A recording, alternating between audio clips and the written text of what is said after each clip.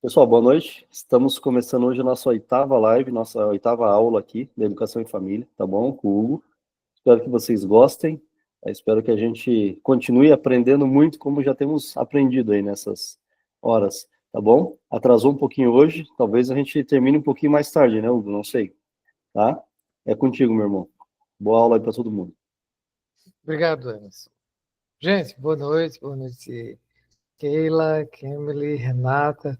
Joselena, nos encontramos em outras oportunidades e fico muito feliz de revê-la. Só me lembrando, Joselena, você mora em Areia Branca, não é? Ah, pronto, terrinha boa. Muito bem, nós estamos estudando aqui, a gente está fazendo um discurso histórico, né, pensando, refletindo sobre a educação cristã. E, pensando sobre a educação cristã, o papel que tem sido cumprido pela família ao longo dessa história. Alguém gostaria de fazer hoje o nosso resumão? Eu não sei como é que a gente acertou isso na semana passada. Alguém me lembra? Não, a Renata, né, Renata? Era você, Renata, que ia fazer o resumão? Então, vamos lá. Nós começamos, né? Boa noite a todos. Começamos com a família e a educação, né? E a história da educação cristã, a educação através da Bíblia, né? A antiguidade cristã, a Idade Média na Europa, a modernidade, que nós estamos na modernidade ainda, né? Não terminamos. E vamos passar agora para a reforma, né? É isso, Hugo? Isso mesmo. Aí, através da Bíblia, a gente em Gênesis 18, se eu não me engano, Efésios 6, 1, Deuteronômio 6, do 5 ao 7, e 2 Timóteo, do capítulo 3 ao 14. Isso? Isso. Foram os textos que nós vimos. Isso. E aí, é com você, Hugo, agora. Muito bem. O que a gente tem visto é que, de maneira geral, a Bíblia ensina que a família tem um papel importantíssimo porque a incumbência foi entregue a ela de legar, né, aos filhos, foi entregue aos pais para que entreguem, né, façam os filhos herdarem os termos de aliança pelos quais Deus pretende criar uma nação santa e que abençoe todas as nações da terra. Portanto, o processo educativo, ele visa ao mesmo tempo a glória de Deus, a santidade, mas também a paz na cidade. Uma vida pacífica e bem-aventurada. Esse ideal foi assimilado pelos cristãos na antiguidade, que relacionaram o ideal a ser alcançado, essa ideia de paz na cidade, foi relacionado pelos cristãos da antiguidade com a paideia grega. Eles também assimilaram a importância da família como instituição educadora.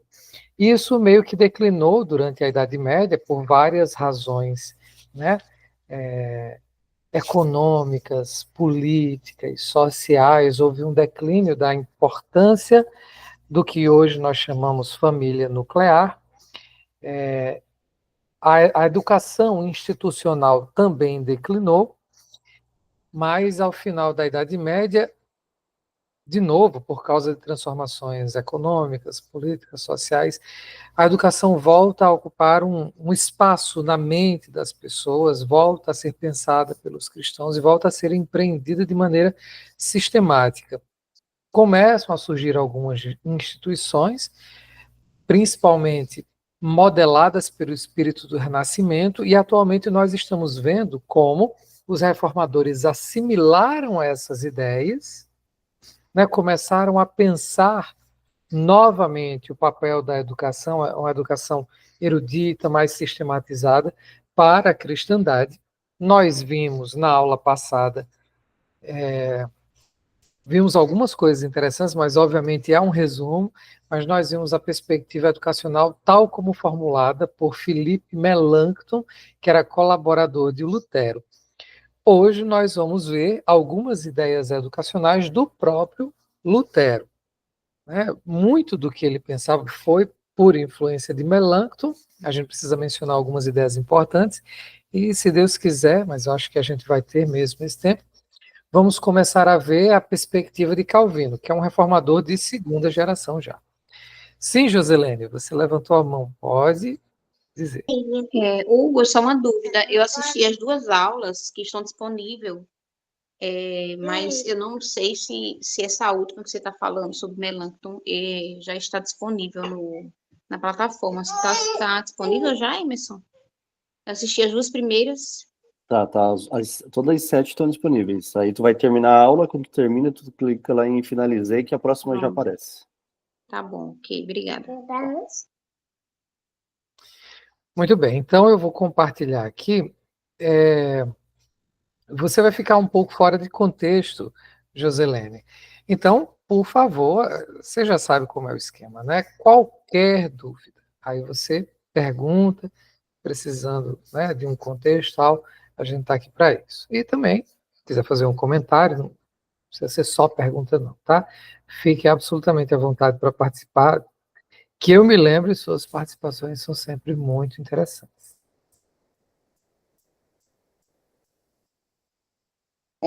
Obrigada, tá certo. Pronto, vocês já estão conseguindo visualizar aí? Sim. Muito bem. Então, Lutero. Vejam só, eu não sei o quanto vocês são familiarizados com o ensino de Lutero, mas ele foi um grande, importantíssimo reformador.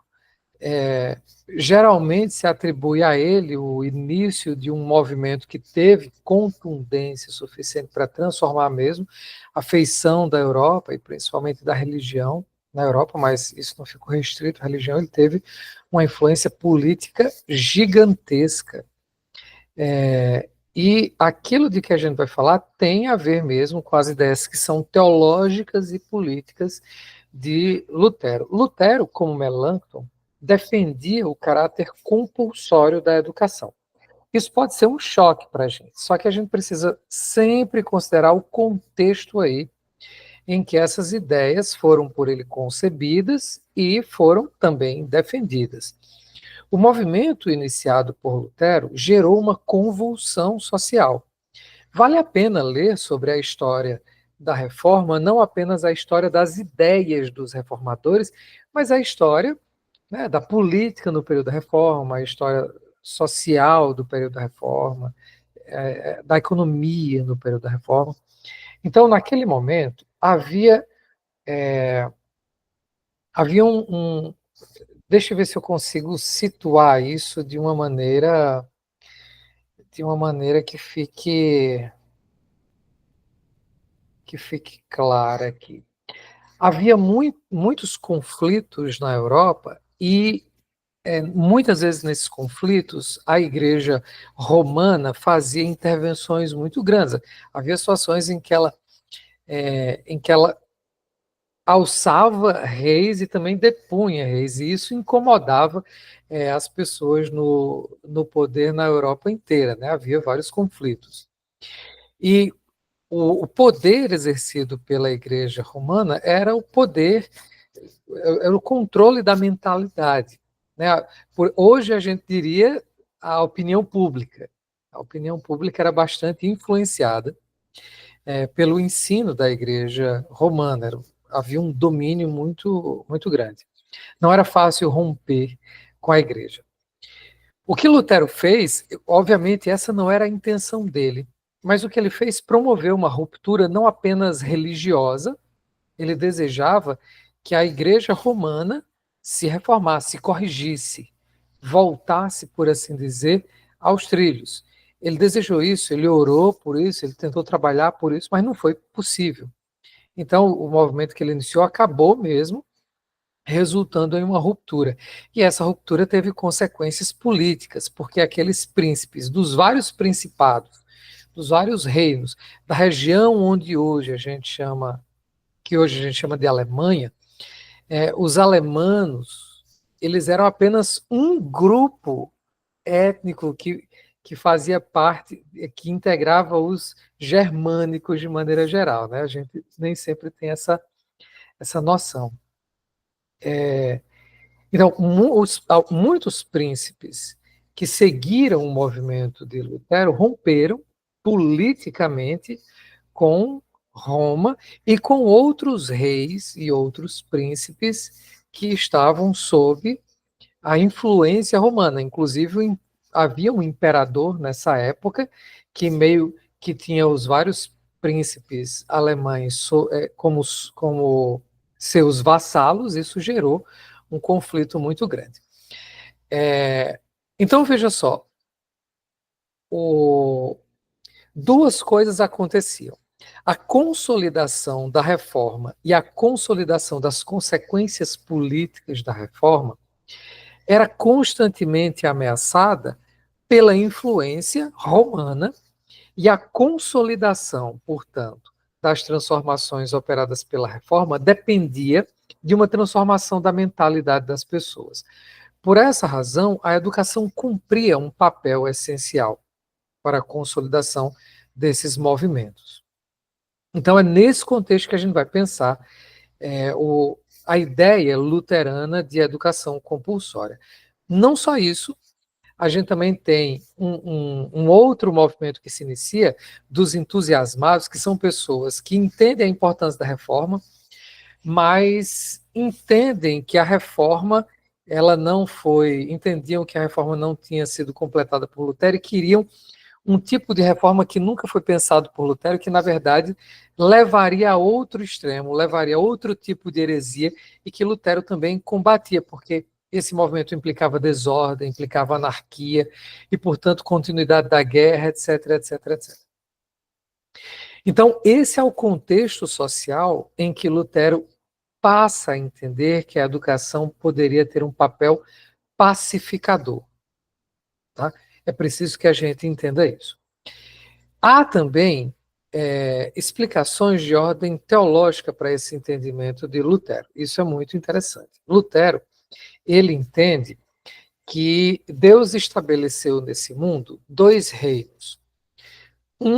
Ele diria, é a igreja, né? A mão direita de Deus. Nesse reino, a igreja cumpre o papel de formação da piedade cristã. Essa é a sua função. O segundo reino, Lutero escreveu isso, quer dizer, ele proferiu um sermão, e a gente tem esse sermão escrito, ele disse, o Estado. O Estado seria a mão esquerda de Deus. A gente está aqui, é preciso lembrar, num momento em que a concepção moderna de Estado-nação está surgindo. Isso é importante. Né? Não havia essa concepção de Estado nacional durante a Idade Média, e o Estado, no período despótico tributário, na Antiguidade, também era uma coisa muito diferente.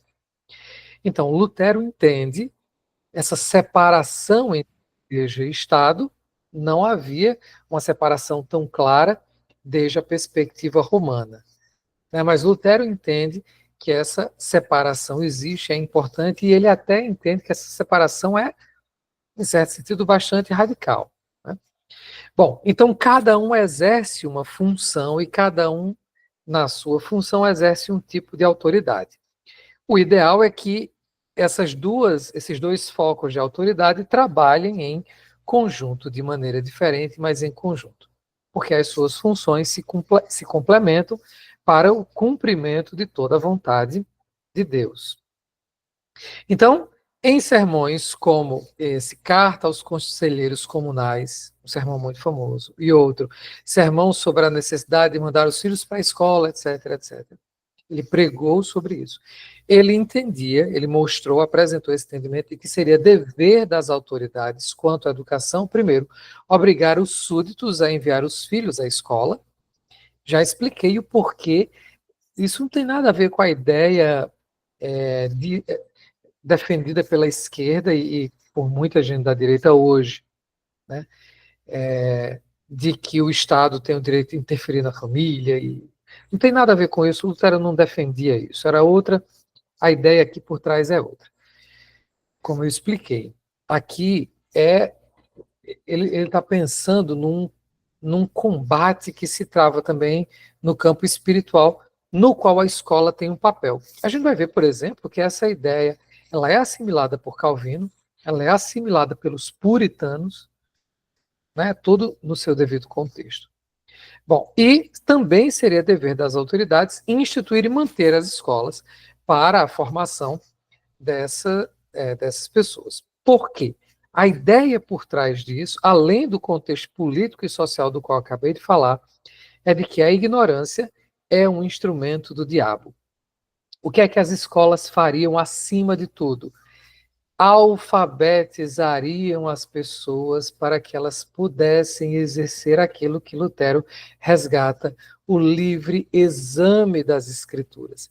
Por isso ele traduziu as Escrituras para a língua vernácula, para o alemão, para que as pessoas pudessem, por si mesmas, conferir aquilo que os pastores, sacerdotes, enfim, ensinavam acerca do que seria a vontade de Deus.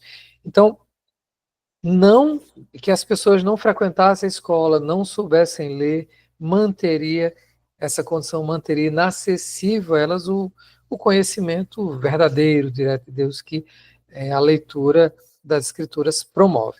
Então, ele achava que a leitura das Escrituras tinha, principalmente das Escrituras, tinha esse caráter emancipador para a fé. Para a fé. Além, né, dessa dimensão pacificadora de uma sociedade em convulsão. Em convulsão. A gente tinha, por exemplo, várias guerras religiosas estourando e por estourar depois, e como é que eu digo?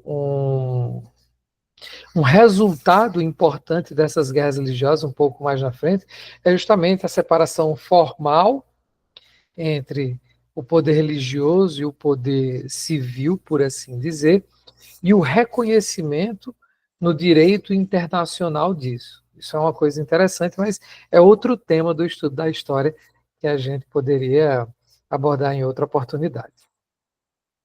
Então, aqui o contexto que a gente tem é de uma primeira geração de reformadores que entende que a educação tem um caráter compulsório, né? De onde vem isso? Como eu acabei de falar. Havia uma ameaça de desordem civil em batalhas ideológicas, não apenas daqueles que aderem ao movimento reformado contra o poder romano, mas também contra um outro tipo de pessoas que também era considerado protestante, mas que defendia coisas que Lutero e nenhum dos outros reformadores nunca defendeu, como uma completa desordem social. Nenhum dos reformadores defendia um Estado anárquico e sem ordem e assim por diante. Em segundo lugar, a atividade escolar, que a gente está dizendo aqui, era pensado como compulsória. A gente não pode pensar nessa atividade escolar como hoje, em que as crianças vão, né? Hoje, quando se fala em ensino integral, em outros tempos parecia uma boa ideia, hoje dá arrepio. Você mandar a criança 7, 8 da manhã para ela só voltar no final da tarde, né? Para uma doutrinação de, sei lá, 8 horas por dia.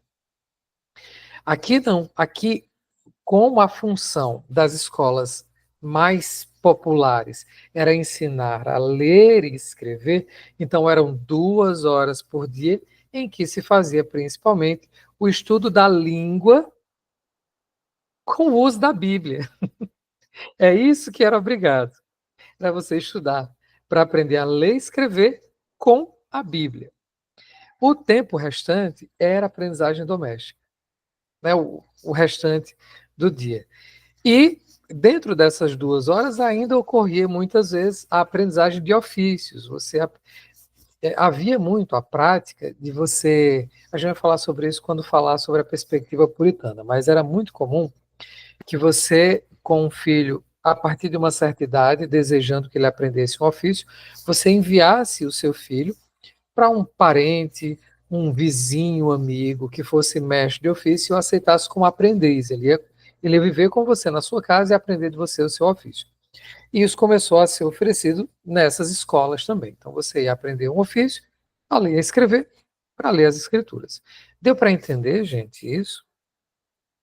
É muito importante a gente entender isso, porque hoje no Brasil existe um movimento de conservadores que, infelizmente, é mal informado. Há ali naquele meio uma acusação contra Lutero, Melanchthon, contra Comênios, que a gente vai estudar daqui a pouco, de terem sido a origem dessa ideologia escolar obrigatória que põe tudo a perder, etc, etc. Ignorando esse contexto. Eu assisti a um documentário do Brasil Paralelo, em que eles meio que defendem essa ideia, e tem muito erro histórico ali. E assim, eu não posso cravar, mas é difícil supor que ignoraram completamente o contexto histórico ali. A história contada a partir do ponto de vista protestante não apresenta, na sua melhor forma, por assim dizer, a política de Roma naquele período. Então a gente acaba sem entender o porquê de que eles defendiam ali o ensino compulsório.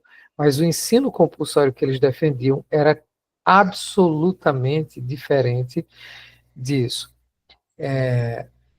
Não só não tinha como eles preverem o que aconteceria, mas o que eles propuseram era contrário ao que se defende hoje. Então, o que eles propuseram não é a origem do que a gente tem hoje. O que eles propuseram era o contrário do que se defende hoje. Né?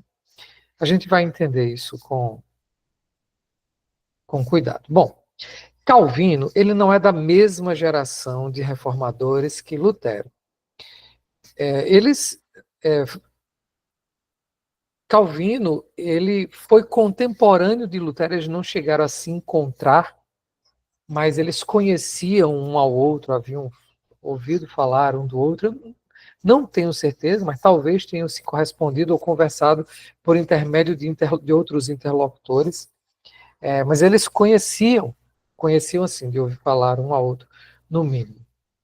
Mas Calvino é de uma geração de reformadores, de uma segunda geração de reformadores. Ele não escreveu muito diretamente sobre isso, mas tem várias coisas que ele produziu que nos dão uma noção bastante abrangente do que ele pensava sobre a educação. É preciso lembrar que Calvino ele não foi apenas um teólogo que escreveu teologia e comentários da Bíblia e sermões, mas ele exerceu uma influência profunda, extremamente abrangente, sobre reformas políticas e sociais que tiveram lugar na Europa naquele momento. Calvino, ele também teve uma formação clássica de orientação latina. A gente falou das escolas latinas. Calvino, ele frequentou um colégio. Lembram que a gente falou na aula passada sobre, desculpe, 2 aulas atrás a gente falou sobre o colégio, que era uma instituição que preparava para a universidade, que oferecia uma formação com um currículo escolástico medieval, só que transformado pela perspectiva humanista da Renascença. Ele, Calvino, estudou num colégio como esse em preparação para os seus estudos na universidade.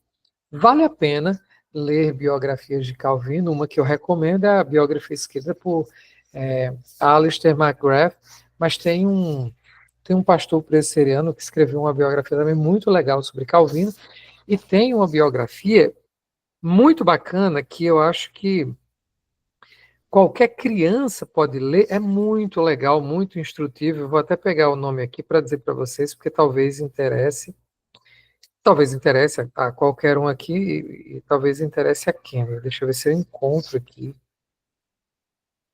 Acho que Calvino era assim. Deixa eu ver se é. O legado de Calvino. Será? Não, estou achando...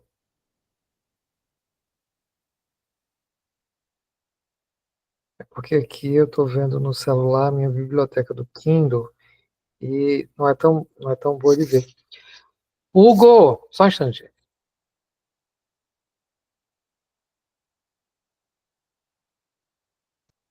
Já já eu recupero para dizer a vocês, tá? Eu acho que é isso o legado. Eu acho que é isso, o legado de Calvino, mas não tenho certeza. Muito bem. Então, Calvino, na sua formação, ele chegou a estudar com alguém que ficou conhecido como um grande pedagogo chamado Mathurin Cordier. Obrigado, filho.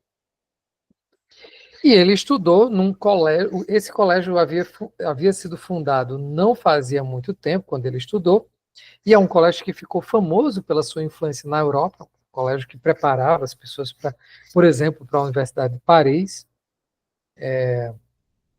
um colégio famoso pela sua influência, o Collège Montaigu, ele foi influente justamente pelos métodos que ele aplicava, que eram relativamente modernos. Eu dei aqui só um instante.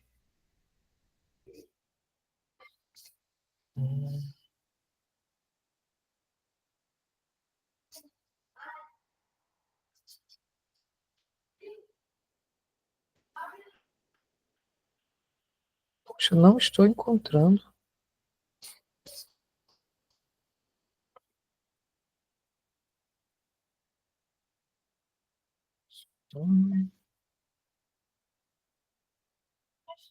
Eu tenho a impressão de que o livro é esse. Calvino era assim, ou era o legado de Calvino? Puxa, não estou conseguindo encontrar.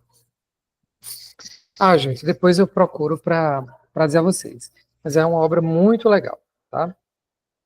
Bom, esse colégio foi influenciado, a gente vai ver como isso é importante quando for discutir o legado de Comênios, porque Comênios, que foi um importantíssimo pedagogo da modernidade, ele também pertencia a essa Irmandade da Vida Comum. O Colégio Montaigu era um colégio de orientação romana, mas que foi influenciado por essa Irmandade, que era uma Irmandade de origem protestante, da região lá do Jan Hus, né? Vocês já, com certeza devem ter ouvido falar, importante, é conhecido assim, né? Um pré-reformador do século XIV, né? Acho que na região da Morávia, onde hoje fica a Tchecoslováquia, alguma coisa assim. Então, o colégio foi influenciado em seus métodos pedagógicos pela Irmandade da Vida Comum e por ordens monásticas, só que de orientação reformadora. Não reformadora no sentido dos reformadores, Lutero, Calvino, mas reformas internas à Igreja Romana, que não rompiam com ela. A gente viu como esses colégios, eles absorveram muito da disciplina, eles produziram muito de sua disciplina sob influência de algumas regras monásticas, como a beneditina que eu mencionei 2 ou 3 aulas atrás. Então, Calvino ele estudou nesse colégio principalmente humanidades, num sentido preparatório para a universidade, o que a gente chama de trivium. Ele estudou nesse colégio com uma fortíssima ênfase em Aristóteles, uma ênfase que, inclusive, vai perdurar nos colégios de orientação romana durante muito tempo, principalmente sob influência dos jesuítas, mas não só deles, tá? Então, Calvino conhecia muito bem Aristóteles antes mesmo de entrar na universidade. Os estudos universitários de Calvino, naquela época não tinha um monte de curso não, tá? Era teologia, direito, filosofia, esse tipo de coisa. Ele estudou direito. O pai dele queria que ele tivesse, na verdade o pai de Calvino queria que ele fosse clérigo. Ele até foi ordenado como clérigo da Igreja Católica, ainda criança, para poder ter uma bolsa em dinheiro que custearia os seus estudos. Só que Calvino se interessou por literatura, e se interessou apaixonadamente por literatura, o que a gente chamaria hoje de literatura clássica. Tanto é assim que a primeira obra que Calvino escreve, essa obra está inclusive disponível em inglês, caso alguém se interesse, não é difícil de encontrar. Foi um comentário erudito que ele escreveu sobre a obra de Sêneca.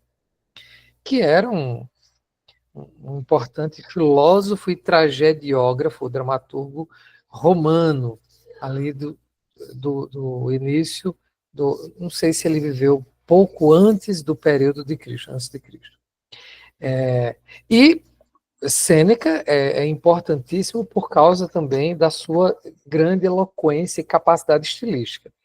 Então, com esse comentário, Calvino mostrava ali os seus dotes em retórica e a sua competência como filólogo, porque esses comentários eram de natureza filológica, ou seja, quando ele investiga ali a linguagem, a evolução da linguagem, filologia nessa época estudava literatura comparada dos antigos, enfim. Então ali Calvino mostrava suas habilidades extraordinárias com língua e história antiga. Muito bem.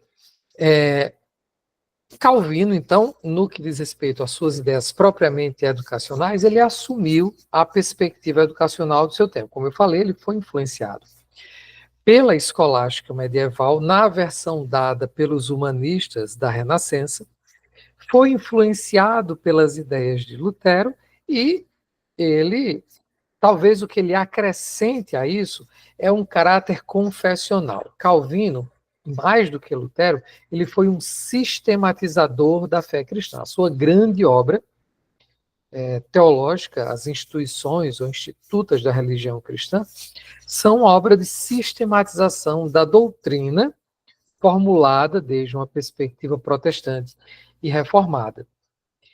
Então, obviamente, as ideias educacionais dele estavam embebidas dessa compreensão que agora se torna confessional. Então, ele trata da educação a partir dessa perspectiva, né? De uma perspectiva teológica, né? Como um sistematizador. Então, vários tópicos que a gente lê nas suas institutas e vale a pena a gente ler uma obra como essa, tá, gente? É uma obra de certa envergadura, é grande.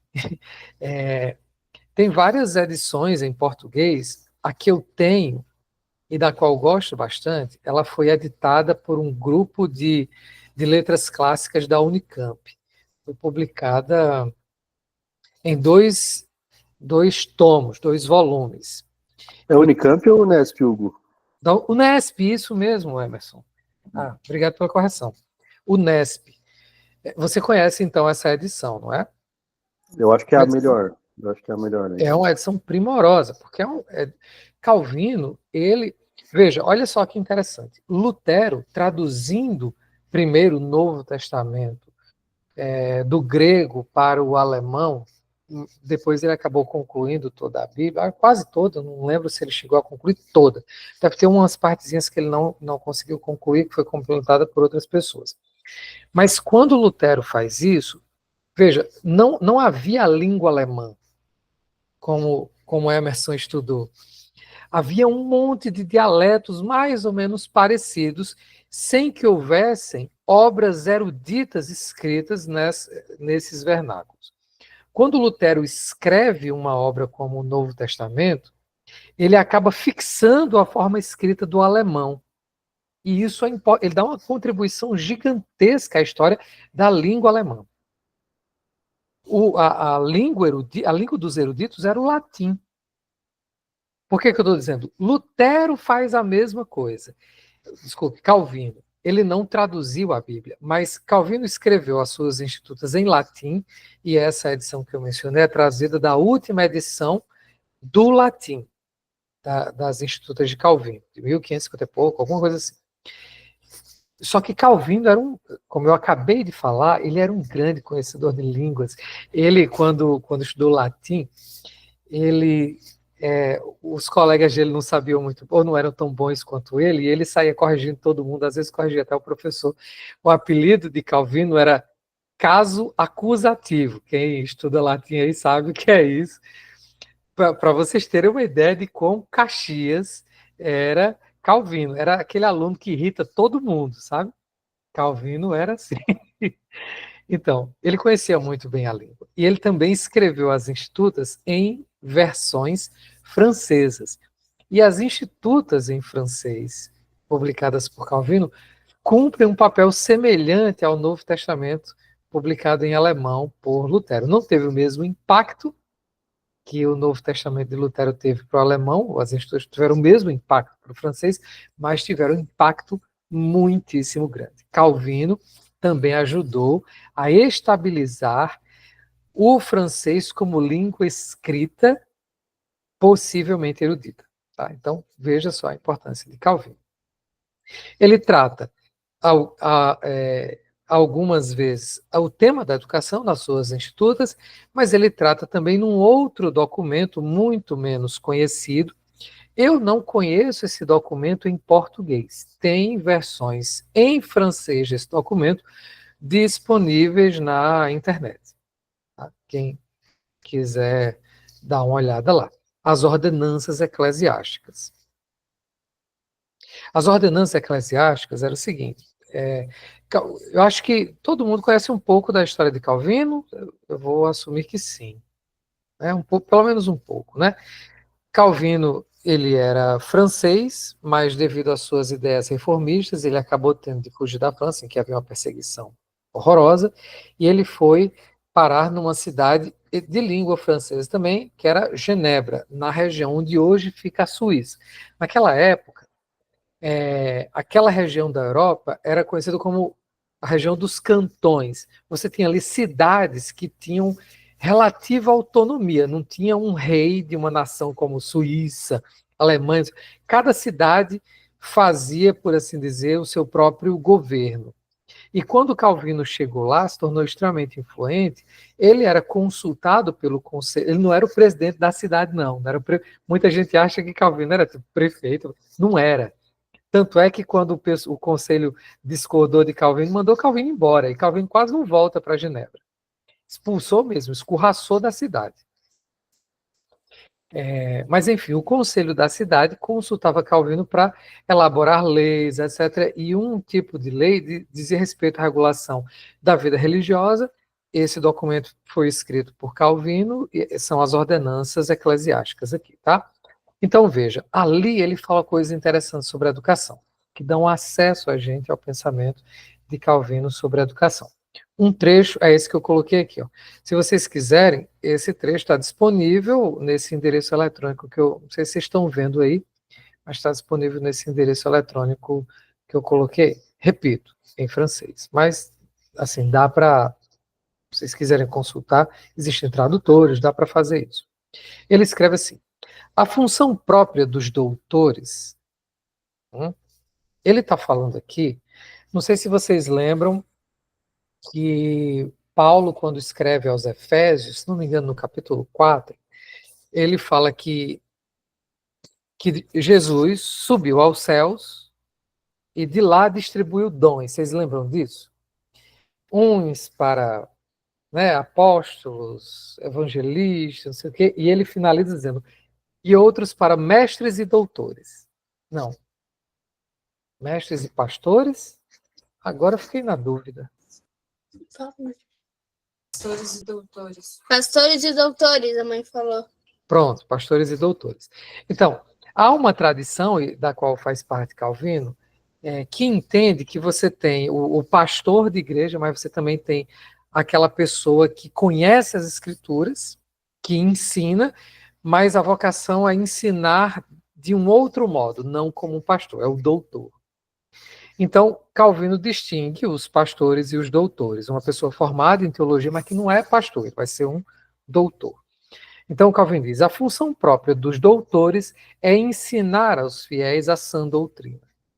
Mas por que não se pode beneficiar de tais lições, a menos que seja primeiro instruído em línguas e em ciências humanas? E por isso é necessário lançar sementes para o tempo que está por vir, para não deixar os nossos filhos uma igreja abandonada. Olha o argumento dele. Ele está falando sobre um ofício ali, quase um ofício, não é exatamente um ofício, mas quase um ofício, na cidade de Genebra, que é dos doutores. A gente precisa ter doutores. Para que servem os doutores? Para ensinar a sã doutrina na Universidade de Genebra, aos futuros teólogos e pastores, às pessoas de maneira geral, precisavam de instrução teológica. Ali, só que as pessoas não serão capazes de aproveitar esse ensino se elas não tiverem, por assim dizer, um ensino básico, né? Instrução em línguas e ciências humanas. Humanidades, tá? Pronto. Aí ele diz: então, será necessário estabelecer um colégio para educá-los e prepará-los. Veja, ele diz: se os nossos filhos não aprenderem a sã doutrina, e para aprender a sã doutrina é necessário línguas e ciências humanas, se não houver isso, o argumento calvino é esse: estaremos abandonando a nossa igreja. Ou seja, a igreja iria sumir, desaparecer. A gente perdeu um pouco dessa perspectiva, não é, gente? A ideia de que o cristianismo é uma religião da palavra e do estudo. No Brasil, é muito mais comum pensar o cristianismo com uma relação de mistério, né? De coisas que a gente não compreende. Eu ouvi muitas vezes na minha vida a ideia segundo a qual estudar promove o esfriamento, faz até com que as pessoas se desviem da fé, etc. Ainda é muito comum no nosso meio. Hoje em dia, no Brasil, o meu evangélico até estuda mais do que na minha época de jovem e adolescente. Mas ainda é muito pouco em relação ao necessário. Calvino está aqui alertando. A igreja de Cristo, a verdadeira igreja, vai sumir se não tivermos pessoas preparadas. E quando ele dizia pessoas preparadas, ele não estava se referindo só aos pastores. Obviamente também. Mas ele está se referindo aos crentes. Aí ele diz: será necessário estabelecer um colégio para educá-las e prepará-los para o ministério como para o governo civil. Duas coisas. Para que a gente tem que estudar? Né? Línguas e ciências humanas. Para que isso nos permita compreender a profundidade da doutrina cristã. Lembra que lá na antiguidade a gente viu alguns crentes defendendo a função propedêutica da formação geral, inclusive com a utilização de obras dos pagãos, aquilo que convém dos pagãos, para que isso nos prepare melhor para compreender as escrituras e a sã doutrina. Calvino está retomando essa ideia, retomada por Melancton, por Lutero, e aqui por Calvino. Veja uma confluência do pensamento dos reformadores. Qual a função? Para que em meio à igreja nós tenhamos ministros e pessoas que exerçam o governo civil. Lembram que a gente falou? O bem e a paz da cidade, mas sem perder de vista a cidade celestial. Lembra que a gente falou sobre isso? Calvino está recuperando essa ideia. A educação do crente deve prepará-lo para ser um bom cidadão, para viver em paz, né, e buscar a paz e a prosperidade da cidade, como Jeremias diz aos judeus que vão exilados para a Babilônia.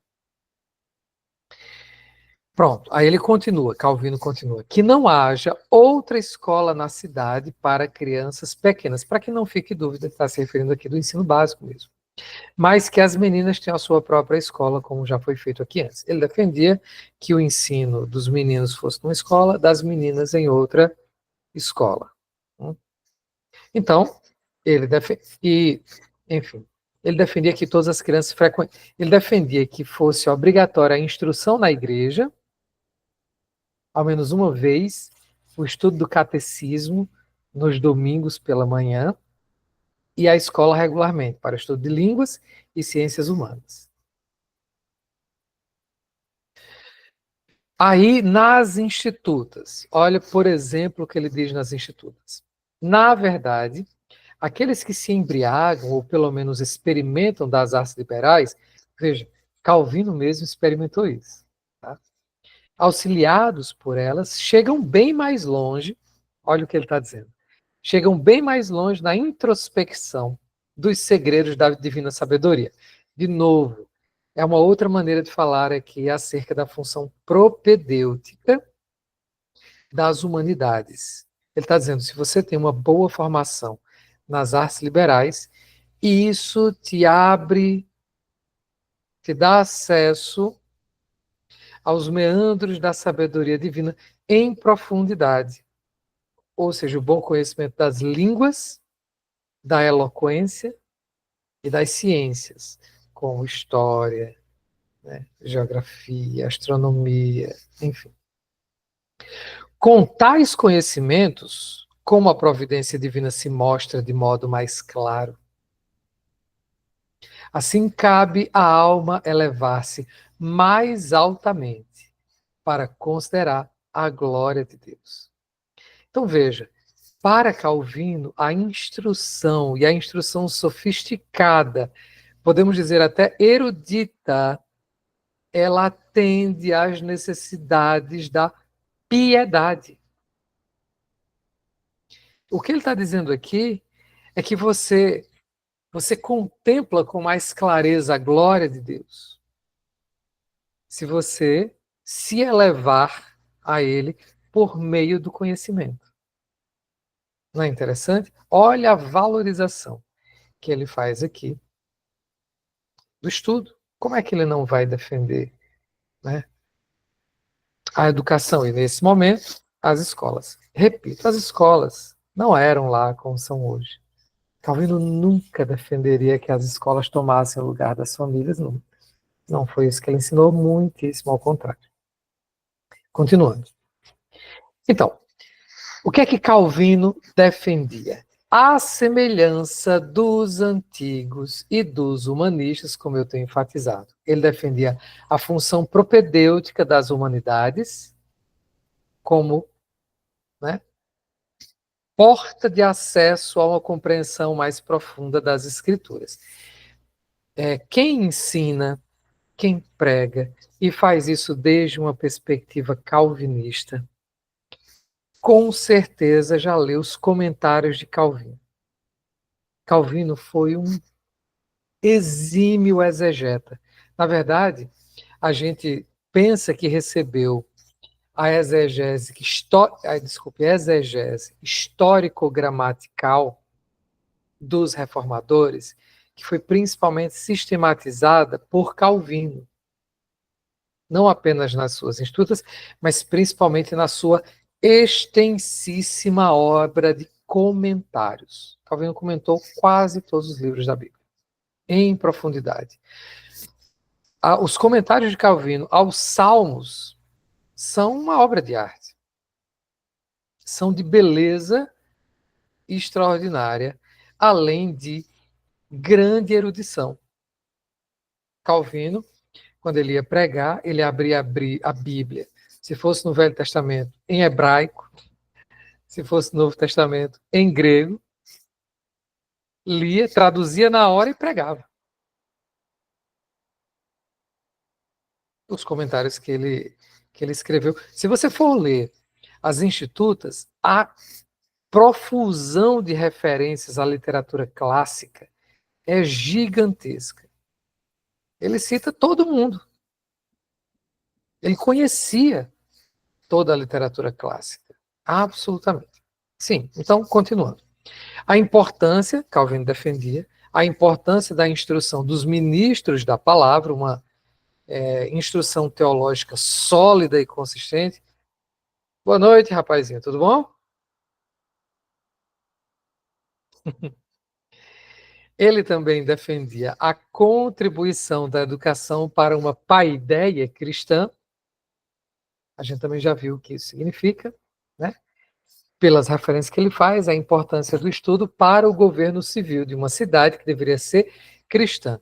Veja só, como eu falei, as cidades, elas exerciam, por assim dizer, elas tinham um governo autônomo.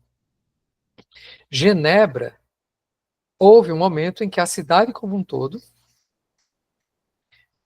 decidiu, a gente vai ser romanista, papista ou reformado.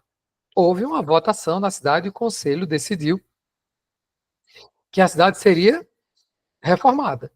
Pronto. Isso, inclusive, foi havia cidades vizinhas que eram romanistas que, sabe, ameaçavam invadir, guerra, tal, não sei o que. Eles fizeram uma aliança, uma coalizão, outras cidades reformadas. Vale a pena conhecer o contexto histórico ali também. Mas veja a importância da relação entre a fé e o governo civil naquele contexto lá. Aliás, como é hoje. Os reformadores defendiam a separação entre o poder da igreja e o poder do Estado, mas eles não defendiam que o Estado fosse ateu. Isso nunca aconteceu. Nos Estados Unidos da América, em que a separação entre igreja e Estado está na Constituição, o Estado é cristão. E às vezes a gente perde de vista isso, né? Até hoje, países como a Inglaterra têm uma igreja oficial. A Alemanha tem uma igreja oficial. Na Alemanha tem uma igreja oficial, as igrejas recebem verba estatal. Aliás, as igrejas, inclusive, não sei se Emerson sabe disso, experimentou isso, mas conversando com o meu professor lá de alemão, ele disse que na Alemanha, quando você vai iniciar num emprego, vão tipo parecido com isso, né? Assinar a carteira de trabalho não é exatamente assinar a carteira de trabalho, mas quando você vai ser contratado, você preenche vários formulários e um deles pergunta qual a sua religião. Aí você bota lá, protestante, evangélico, sei lá como é que está no formulário. Aí você pergunta qual é a igreja. Aí você diz qual é a igreja. Aí eles descontam do seu salário a contribuição da igreja e mandam para a igreja. Exatamente assim. Inclusive, eu tenho um amigo que morou lá, e ele colocou ateu para receber o dinheiro e ele mesmo dá. Porque quando o governo manda o dízimo para a igreja, ele manda em termos organizacionais, né? Não para aquela igreja local. E aí muita gente coloca como ateu para ele poder pegar o dinheiro e dar na igreja local, né? Na congregação local ali. É assim que funciona. Não só na Alemanha, né? Na Áustria, aqueles países ali, é assim. Isso. A relação, às vezes a gente, não sei, quando a gente está olhando o debate que existe no Brasil sobre isso, e o jornalista é muito ignorante. A separação entre igrejas, eles não entendem o que é que isso significa. No lugar do mundo que inventou isso, não é assim como eles têm na cabeça. O que geralmente existe no Brasil sobre a relação, a separação igreja-estado, é uma perspectiva francesa, que é radicalmente anticlerical. E muitas vezes a gente não sabe distinguir, existem várias tradições de separação entre igreja e Estado. Não sei se vocês sabem, a Constituição brasileira, no seu preâmbulo, menciona Deus, dizendo que é uma nação, né, com a bênção de Deus. E o preâmbulo faz parte da Constituição brasileira. Então, mesmo no Brasil, pela Constituição, não existe essa coisa de separação entre igreja e Estado do jeito que a gente ouve muitos políticos e todos os jornalistas falarem. Né? Essa coisa de a proibição de manifestação religiosa nas instituições públicas, nada disso encontra amparo a Constituição proíbe privilegiar uma religião em detrimento de outras, é verdade isso. Mas não significa eliminar a religião, não, de jeito nenhum. E a gente, enfim, não tem noção disso, né? E, por fim, a escola, no pensamento de Calvino, tinha uma dimensão importante, semelhante àquela defendida por Lutero e Melanchthon, de que era sensato preocupar-se com a consolidação da reforma pela educação dos jovens, e por essa razão a educação seria compulsória. A gente vai ver como isso foi importante em Genebra, na Genebra de Calvino, gente. Isso influenciou a tal ponto outras reformas educacionais no continente europeu, que um importante historiador da igreja, chamado Philip Schaff, ele escreveu no final do século XIX. Mas até hoje, a história da igreja dele, acho que em 8 volumes, é espetacular. Vale a pena também. Eu não conheço essa obra em português. Eu sei que tem em inglês, mas vale a pena conhecer. Nesse livro, Philip Schaff, ele diz uma coisa muito interessante que vem sendo repetida por vários historiadores. Ele chama Calvino de pai da educação popular e inventor da escola gratuita. Isso mesmo que você ouviu. Não foi Paulo Freire que inventou a educação popular. Hugo, mas assim, uma dúvida. Será que esse posicionamento dos reformadores não se dá porque a gente tinha uma população completamente distante da educação? Automaticamente eles não tinham condições de educar os seus filhos em casa, isso era um privilégio daqueles que tinham mais condições, né? E aí automaticamente o objetivo seria com que o Estado financiasse, vamos dizer assim, essa educação, tendo professores para que eles aprendessem da palavra de Deus? É mais ou menos o Estado, a gente até vai falar sobre isso.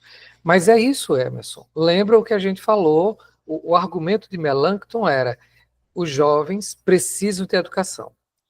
Os pais Eles só desvirtuaram um pouco, né, nos dias de hoje. não só desvirtuaram, porque veja, aqui a educação era O que é a educação? É ensinar a Bíblia.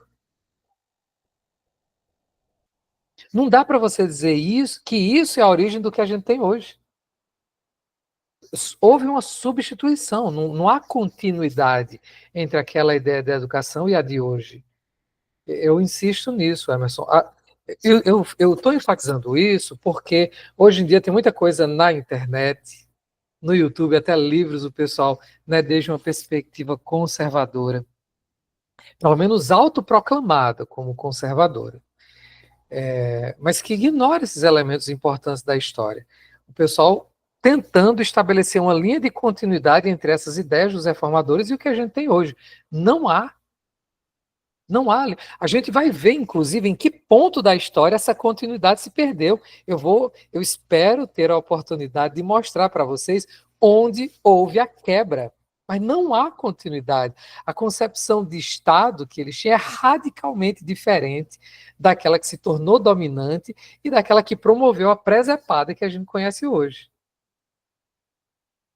Agora, falta muitas vezes a essa tentativa de contar a história, né? Por exemplo, o discernimento das várias concepções de Estado que a gente tem aí.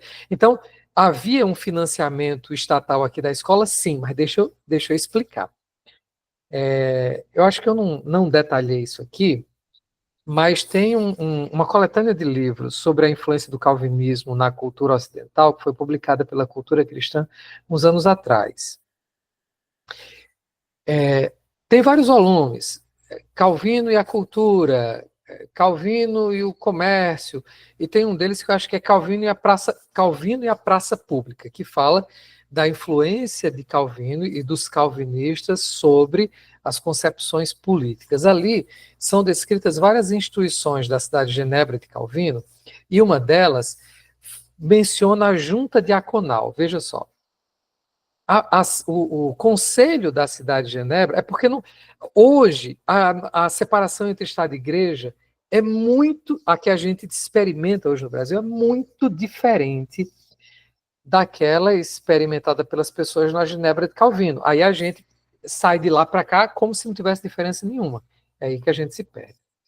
Havia uma junta diaconal, que era da cidade, que recebia dinheiro que era cobrada pelo conselho da cidade como se fosse um imposto. Veja que misturada, tá? Veja que misturada. Essa junta diaconal era de pessoas eleitas pela igreja, que administrava esses recursos. Esses recursos eram utilizados para financiar hospitais, abrigos, para encaminhar pessoas que não tinham como pagar a própria instrução, eram pobres, mas que às vezes a pessoa perdia um emprego, queria outro emprego, precisava de uma formação em ofício. Essa junta diaconal pagava a formação dessa pessoa em um ofício. Mas era tipo assim, de qualquer jeito. Não.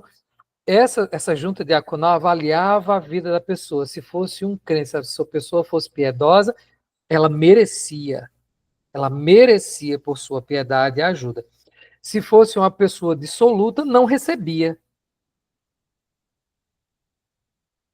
que é um princípio que a gente lê ali em Paulo. Paulo, acho que instruindo, não sei se Tito, agora eu não tenho certeza, mas olha, a igreja tem que sustentar as viúvas, mas as que sejam verdadeiramente viúvas, não as mulheres dissolutas que se aproveitam da sua condição para fofocar, sassaricar, não sei o quê. 1 Timóteo. 1 Timóteo, obrigado, Emerson. O princípio está ali. Paulo fala, aquele que roubava, pare de roubar e trabalhe para ajudar quem precisa. Então não é uma coisa assim, vamos ajudar qualquer... Não tem nada a ver com a nossa concepção de Estado hoje. Absolutamente nenhuma. Então veja, aqui a instrução, ela é compulsória, gratuita e popular nesse contexto. Percebe? Em que a escola era administrada pela igreja. Quem eram os professores? Os doutores formados na Universidade de Genebra, que o curso era teologia.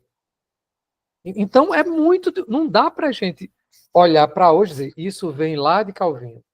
Não tem nada, absoluta ruptura num determinado momento da história. Agora, a gente precisa... História é assim, a gente tem que ler o contexto. E é isso que às vezes falta na apresentação que o pessoal faz aí da história da educação. A gente vai ver o papel que Calvino e a Genebra de Calvino dava à família, daqui a pouco. Tá? Então, Calvino, não Paulo Freire, é o pai da educação popular. Calvino percebe a importância de ter uma escola para o pobre. O pobre não pode pagar, alguém vai pagar a escola. A gente diz que é o Estado porque esse dinheiro era coletado pelo Conselho Municipal, mas era administrado pela igreja e os professores, diretores e o currículo era todo da igreja. Então a gente tem uma outra relação entre Estado e igreja aqui. Não dá para enxergar a continuidade entre esse momento que a gente tem hoje. Então, Calvino, ele apresentou um projeto de uma escola primária, essa formação básica em línguas e humanidades, gratuita e também obrigatória, que foi essa proposta de Calvino se realizou no famoso Collège de Rive, em Genebra, que é a primeira escola desse tipo na Europa inteira. Havia outras escolas, mas nenhuma era uma escola primária, gratuita e obrigatória. Isso é reconhecido por um importante sociólogo do começo do século XX chamado Émile Durkheim. Aí veja, quando Durkheim vai defender um modelo de escola, Durkheim já defende a escola que deve formar os cidadãos nos valores republicanos franceses que são anticlericais. Aí ele está elogiando Calvino. Aí você pensa, está vendo? Então a ideia de Durkheim de escola vem de Calvino. Só que não é assim. Não é um curto-circuito desse, uma ligação direta. Porque Durkheim está elogiando, então é porque existe aí uma paternidade de Calvino sobre as ideias de Durkheim. Há uma ruptura. Agora, Durkheim quer propaganda, e citar Calvino é muito bom. Quem cita Calvino também é Jean-Jacques Rousseau, elogiando. Quer dizer que havia semelhança entre as ideias de Rousseau e Calvino?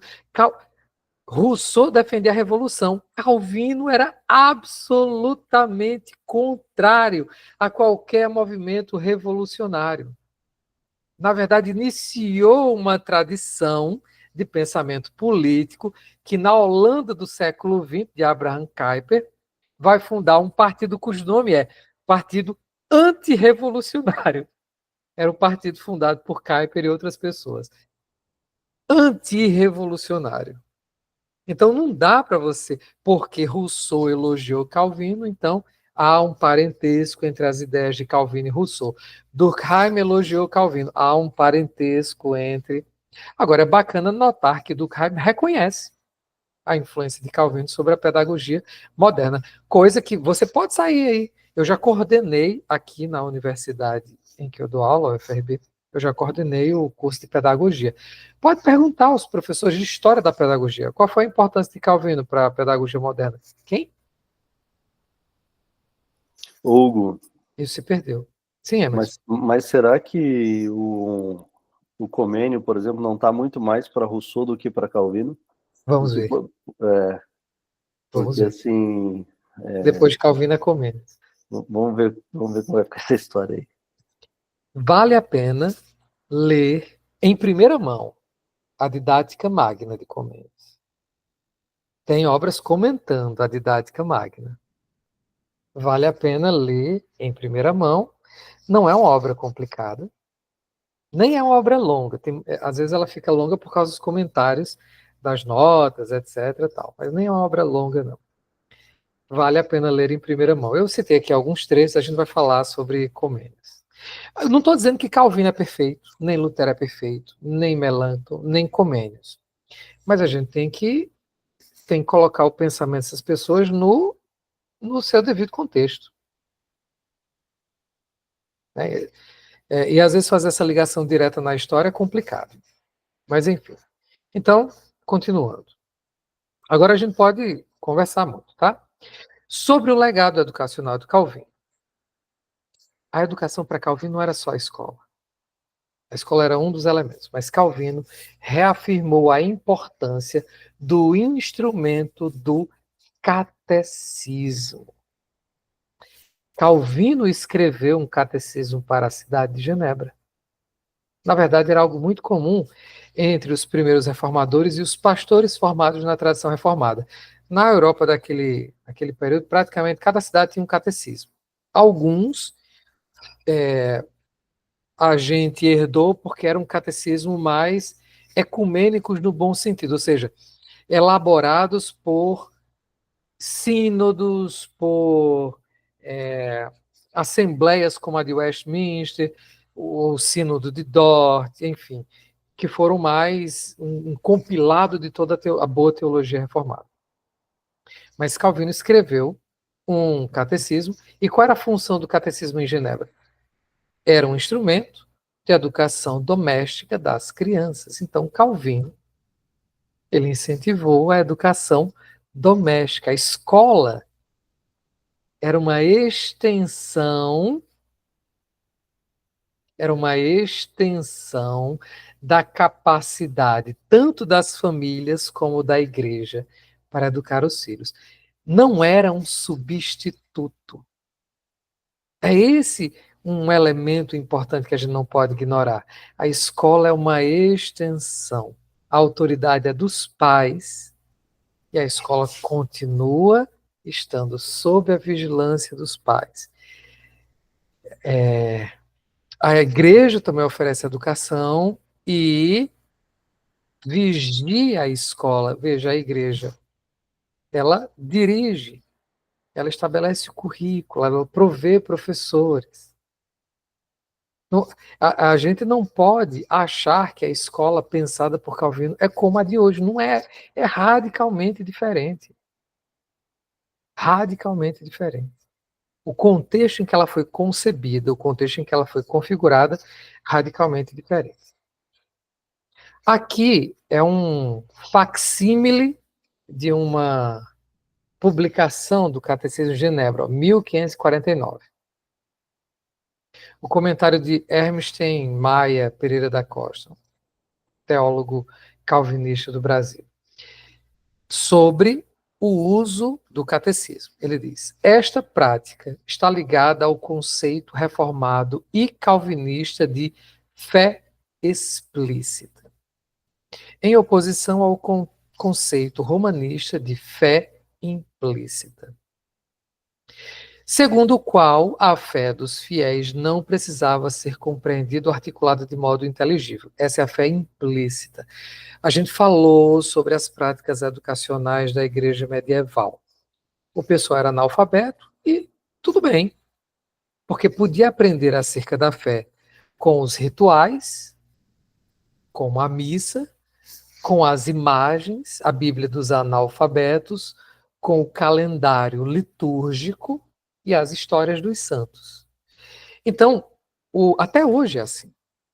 o católico romano não precisa conhecer o catecismo da Igreja Romana, não. Eu conheço. Eu estudo a doutrina romana. Os católicos não conhecem. E não precisam conhecer. E isso tem a ver com o conceito de fé implícita. Existe o tesouro da fé, o tesouro dos méritos dos santos. Existe a comunicação mística de poder e graça por meio da participação no carisma da comunhão, né? Eles entendem isso.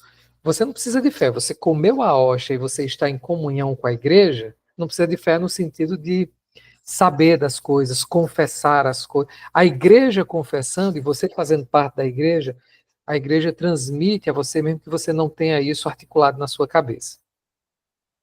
Esse é o entendimento romano. Percebe?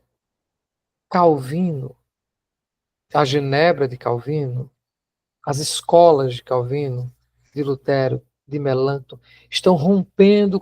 Isso é um aspecto da tão celebrada sola fide. Né? Que nesse tempo, outubro é o mês da reforma. Então, alguns de vocês talvez tenham participado de alguma comemoração, palestra, não sei o quê. Sempre se fala dos 5 sola. Existe o sola fide. Mas o sola fide envolve a fé chamada explícita. Explícita. É necessário articular a fé, entendida em termos reformados, ela implica a compreensão, a aceitação intelectual das afirmações da fé, assim como a confiança naquilo que é afirmado. A gente tem que, então, compreender. E aqui o papel é cumprido pelos catecismos. E os catecismos, eles eram obras escritas que deveriam ser lidas em casa. Como é que seriam lidas em casa? Estudadas em casa por analfabetos. Vocês entendem? As coisas estão articuladas, estão relacionadas, não tem como separá-las. O pai, em casa, iria educar o seu filho no catecismo. O catecismo é obra escrita. Como é que ele vai fazer? Não tem como gravar um podcast no século XVI para o pai ouvir com os filhos. Ele tinha que saber ler. Havia catecismo para crianças. Quem conhece os símbolos de fé de Westminster sabe. Tem o catecismo maior e o breve catecismo. O breve catecismo foi escrito também para crianças. As crianças liam, memorizavam. A gente vai ver, eu coloquei aqui uns instrumentos da educação puritana mais na frente, a gente vai ver os instrumentos que eram utilizados para a educação da criança.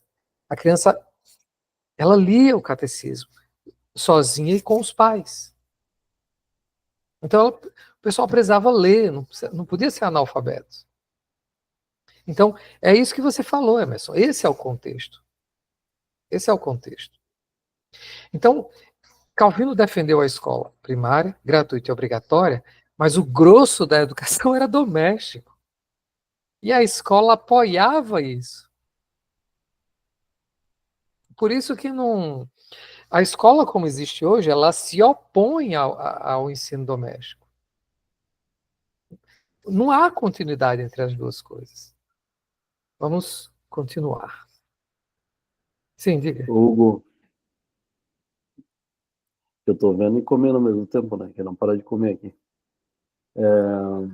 O material do Mackenzie, eu não sei se em todos os livros, mas ele ressalta bastante a importância da família. No currículo, do material que tu tem, eu acho que não, Hugo, porque é o currículo antigo, mas os materiais novos, principalmente depois da BNCC, que eles começaram a ser reestruturados, e eles ressaltam que eles são uma continuação do que a família faz em casa.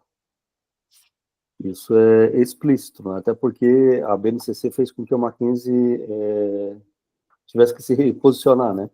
Então, eles tiveram que se posicionar confessionalmente, e, na minha opinião, isso foi um dos grandes benefícios para nós, né? Porque eles tanto apresentam mais explicitamente a questão da confessionalidade, quanto essa questão de que eles são uma continuação do que a família faz em casa, e não são responsáveis exclusivos da educação das crianças.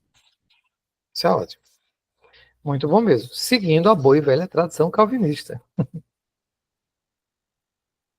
Continuando. Então, com relação ainda ao legado. Gente, eu posso passar um pouquinho das 10, né? A gente começou um pouquinho depois. Tudo bem? Vou seguindo. Então, ainda com relação ao legado educacional de Calvino. Ele reafirmou a importância do instrumento do catecismo, foi o que a gente acabou de dizer, né? Escreveu o catecismo, era um instrumento para a educação doméstica. Ele sistematizou a disciplina escolar e definiu a ideia de currículo. Isso é muito interessante. Projetou o que a gente conhece como escola elementar ou primária, né? A ressalva é que essa escola, ela é essência, não é que ela acrescentou a confessionalidade, não. A confessionalidade tem primazia. Assim como a escritura tem primazia. O que se acrescenta à escritura são os recursos que facilitam o acesso à escritura. Não é que eu tenho um currículo secular e eu acrescento a fé, a Bíblia. Não, é o contrário. Eu tenho a escritura, mas para ler a escritura eu tenho que aprender a ler. Então eu acrescento. É essa concepção. É diferente do que muita gente faz, né? Compra um material, entre aspas, secular, coloca um versículo lá e fala, o material é cristão. E tem muita gente fazendo isso, e tem muito pai educador comprando. Eu até acho que se você não tiver outra coisa, você usa. Mas se você tiver consciência do que está acontecendo ali. Até mesmo, eu não conheço o material novo do Mackenzie, mas você vê que de vez em quando eu te mando mensagem, né? Só, isso aqui está no livro do Mackenzie e tal, tem umas dificuldades. Mas, de maneira geral, é muito bom. Só que a gente nunca pode baixar a guarda, né? A gente tem que estar sempre atento, nunca confiar cegamente, porque a responsabilidade é nossa. Completamente, assim, não tem como discordar disso, né? É até engraçado que às vezes eu acho que tem pai que compra o material do Mackenzie achando que ele é perfeito. Como se fosse inspirado pelo Espírito Santo. A semana passada, uma mãe falou, uma outra mãe reclamou para ela que as continhas de matemática do livro eram poucas e fracas. Eu falei, mãe, o que a gente defende? Nós defendemos que ele é um currículo base e a partir dele vocês podem e devem aprimorar o estudo. O currículo não é o Mackenzie. A gente não defende que o currículo da Educalar, por exemplo, seja o Mackenzie. Mas é a partir dele que a gente pode deslumbrar o mundo. Aquilo ali vai gerar mais uma segurança pedagógica. Agora sim, Hugo, respondendo, o currículo antigo e o novo são completamente diferentes e o novo ele é muito, muito melhor. Mesmo assim, ele tem erros, mesmo assim, ele não é algo perfeito, né? E não é nem a intenção. Eu acho que essa é uma das maravilhas de um pai bem educado. Educado no sentido de ter do conhecimento do que está sendo feito. É por isso que, por exemplo, a minha interpretação de Deuteronômio 6 é que nós somos os guias dos nossos filhos até eles saírem de casa. Eu não posso pegar e falar assim, meu filho se tornou um autodidata, agora é com ele, como muitos pais têm isso como objetivo. Eu acho que isso aí é completamente antibíblico. Sabe, a gente, agora, claro, não estou dizendo que você tem que ficar do lado dele o dia inteiro supervisionando, mas assim, as instruções e o currículo que é montado são os pais que montam. Os pais vão determinar o que a criança vai estudar, entende? E assim, claro, avaliando, olha, a minha criança tem mais aptidão para a área matemática do que para... Mas assim, não é porque ele tem mais aptidão para matemática que eu vou esquecer literatura. Não é porque ele tem mais aptidão à literatura que eu vou esquecer a parte de matemática. Então, assim, quando tu tem um pai bem treinado, ele tem essa consciência. Mas me parece que as famílias, elas querem aquele material perfeito, onde, assim, o material diga o que ela tem que fazer. Uma coisa que me assusta, o que a gente já conversou, e aí até uma reflexão para vocês, pessoal, assim, quantas pessoas eu conheço, e assim, não são poucas, que dizem fazer educação clássica, mas nem os pais, nem os filhos nunca leram clássico.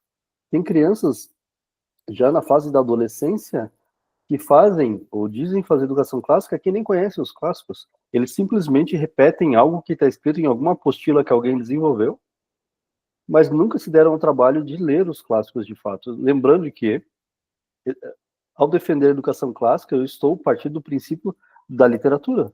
É o que o Hugo falou, sabe? Então isso é muito, muito interessante a gente pensar dessa forma, porque assim, ou a gente entende aquilo que está fazendo a engrenagem se mover, os motivos pelos quais, né, os pressupostos, para que daí a gente tenha consciência, poxa, eu peguei um material que não é um material cristão, mas eu consigo ali selecionar, eu consigo saber o que eu posso, o que eu não posso usar, porque senão a gente sempre vai ficar refém.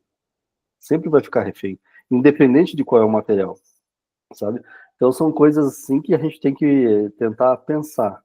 E quando a gente vê essa questão da questão de Calvino, acho que essa é a beleza, né, de Calvino, os reformadores em geral, é a gente entender qual que é a base da família, sabe?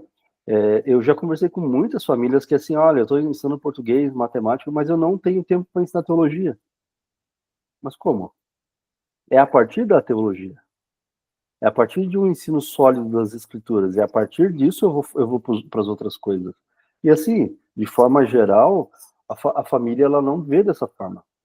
Ela está pensando da mesma forma, daquela questão dicotômica, né? Lá, a escola é português, matemática, geografia e história, com um livro que eu comprei aqui, e aí a questão da fé, do catecismo, quando tem, ela na igreja, na escola bíblica dominical.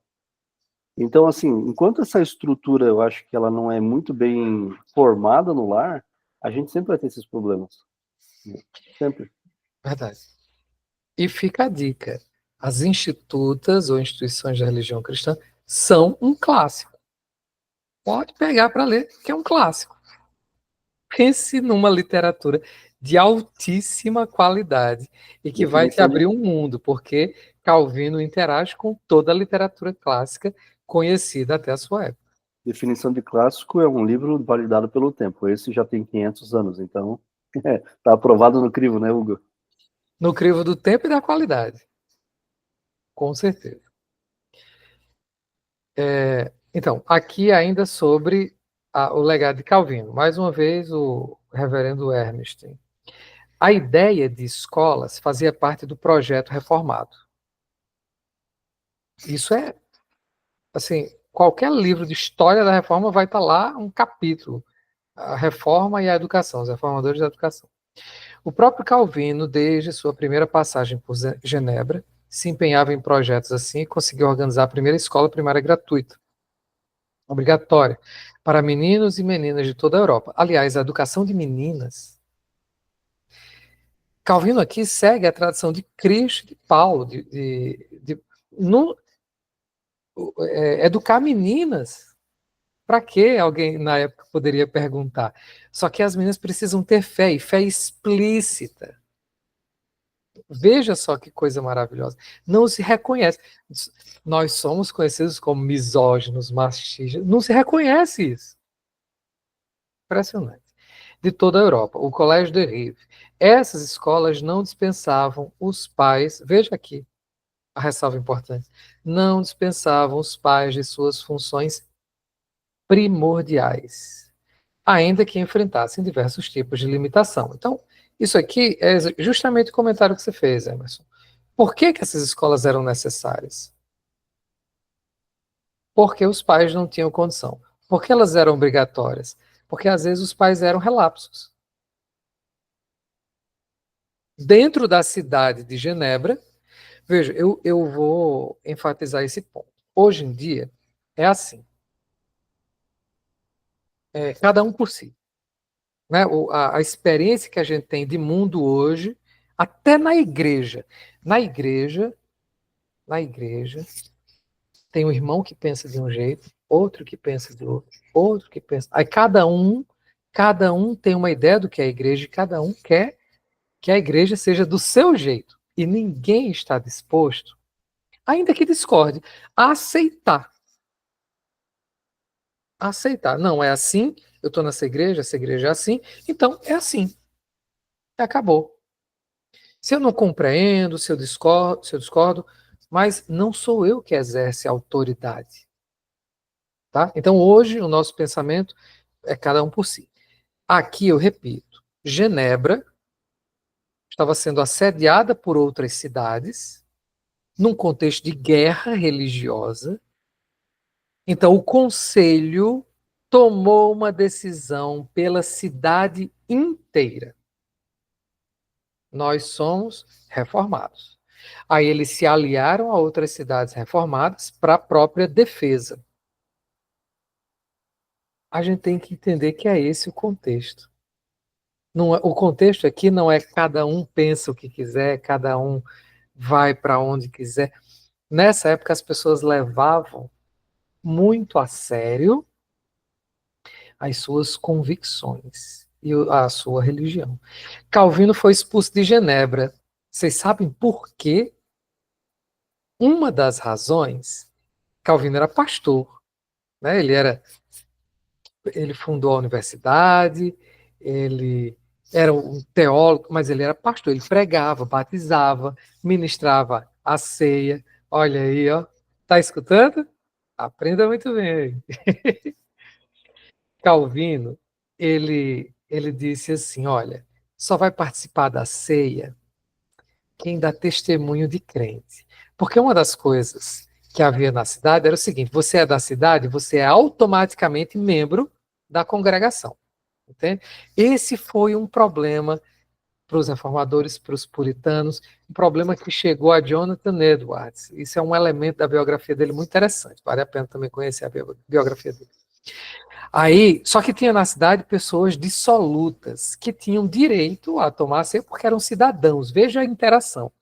Aí Calvino disse, eu não vou ministrar a ceia para quem não dá testemunho de crente. Aí o conselho da cidade, que era chefe de Calvino, como não? Vai sim.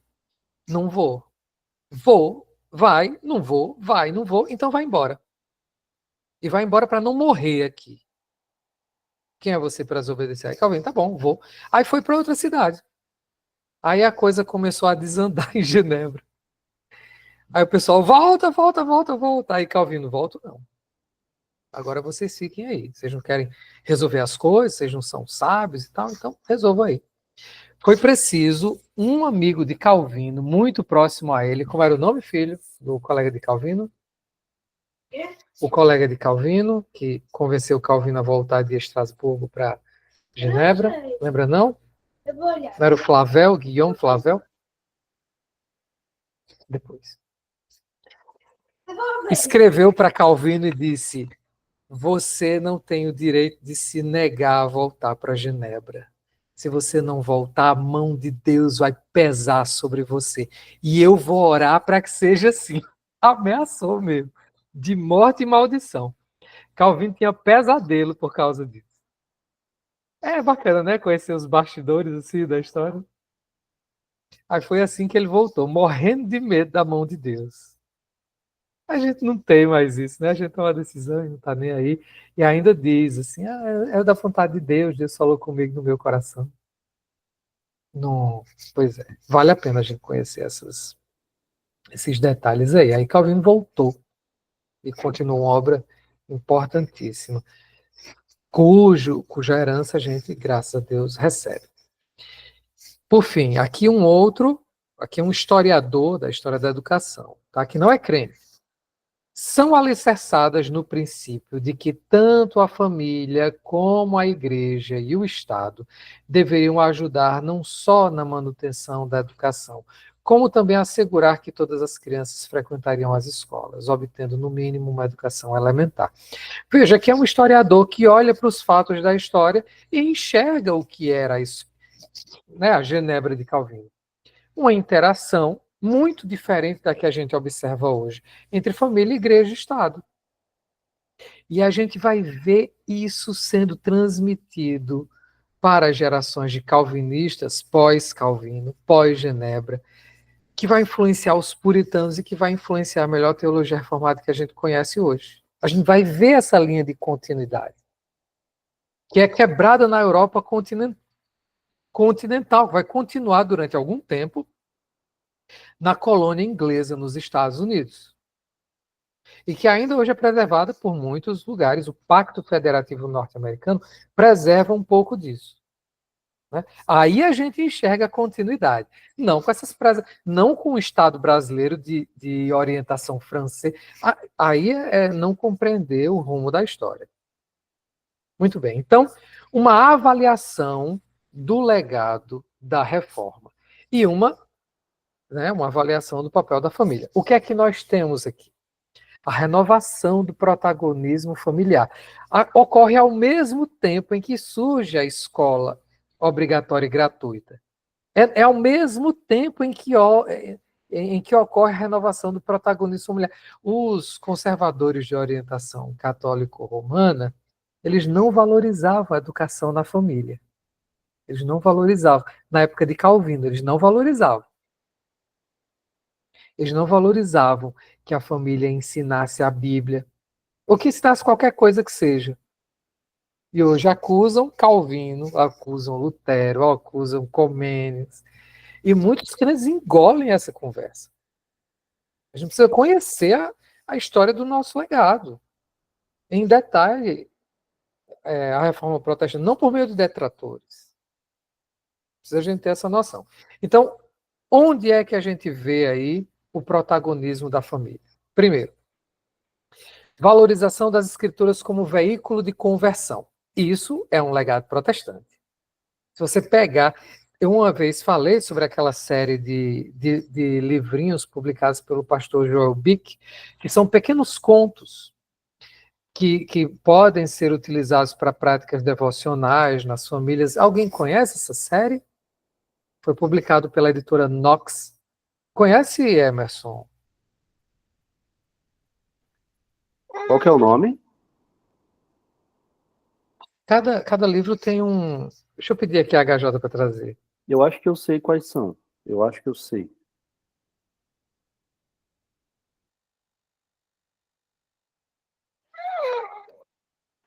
São livros infantis, Júlio?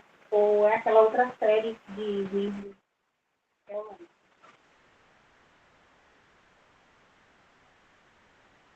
Vou mostrar aqui. Por que eu estou falando isso? Não sei aqui se vocês conhecem o reverendo Joel Bick.